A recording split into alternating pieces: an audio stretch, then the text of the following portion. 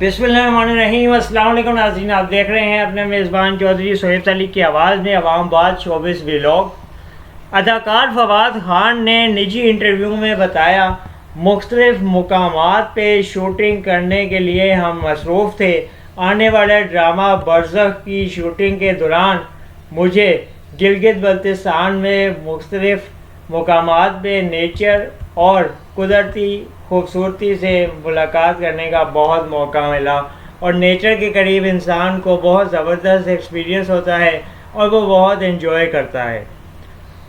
اداکار فواد خان نے کہا کہ ہم وہاں جتنے دن بھی رہے ہم نے بہت انجوائے کیا اور کام بھی ہمیں بہت زیادہ سٹریس نہیں دے رہا تھا،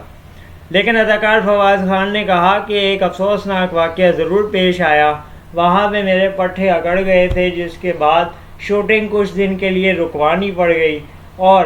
اس برزخ ڈرامے کی شوٹنگ کے دوران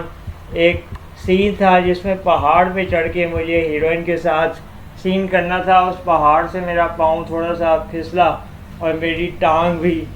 فریکچر ہو گئی تھی، جس میں مجھے کچھ دنوں کے لیے سفر کرنا پڑا اور اس ٹانگ کی وجہ سے میں بستر پہ رہا۔ فواد خان نے کہا کہ برزخ ڈرامے میں